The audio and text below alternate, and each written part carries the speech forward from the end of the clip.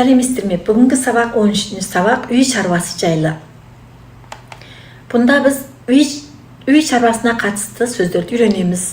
Қарапайым сөйлемдерді құруды үйренеміз.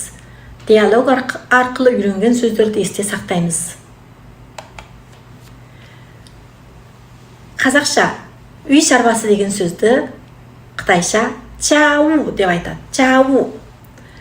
Үй тазалауды дасау фаңжен дейді. Жууды қолмен жууды ши дейді. Маған естіп оқыңыздар. Чау. Чау. Дасау фаңжен. Дасау фаңжен.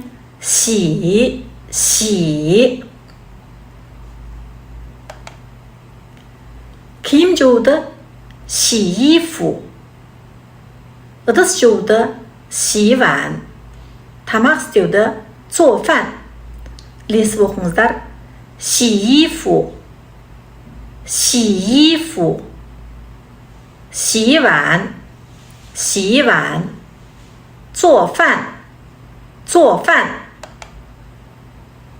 창 сүртуді 擦灰尘. терезе жууды 擦窗户. қоқыс шығаруды 倒垃圾. еден жууды 拖地деп айтады. маған ілесіп оқыңыздар. 擦灰尘. 擦деген сүрту. 擦灰尘. 灰尘деген 창 тозаң. 擦窗户. 擦窗户. 窗户дегеніміз терезе. 倒垃圾. 倒垃圾. 倒деген төгу. 垃圾деген қоқыс. 拖地. 拖деген жуу. сүрту немесе. ди дегеніміз жер. еден. қайталаймыз.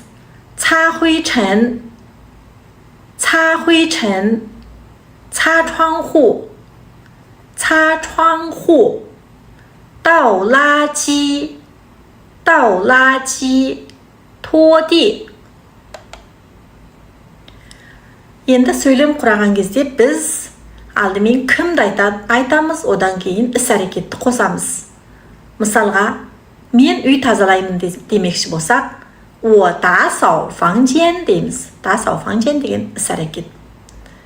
我打扫房间. ол ыдыс жуады. 他洗碗.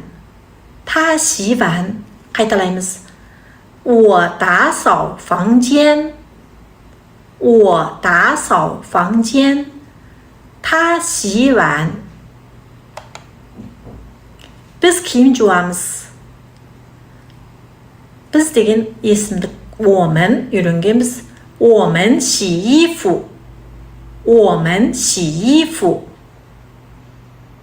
我们洗衣服. диалогқа қарайық. сен не істеп жатырсың деп сұрамақшы болсақ, 你在做什么? 你在做什么? мен киім жуып жатырмын. 我在洗衣服.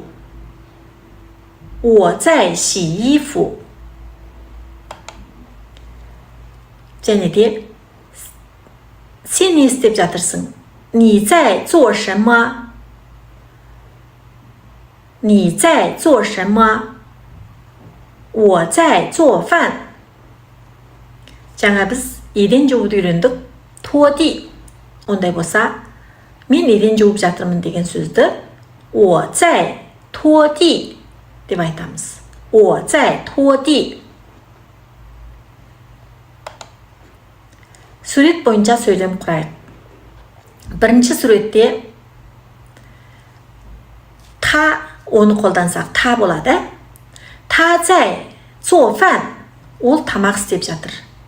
他在做饭.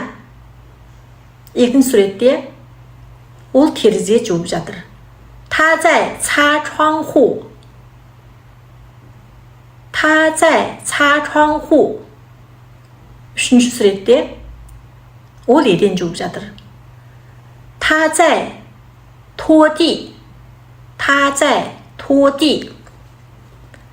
Жарайды, онда бүгін үйренген сабағымыз осы үй шаруасына қатысты сөздер мен қарапайым диалогтарды үйрендік.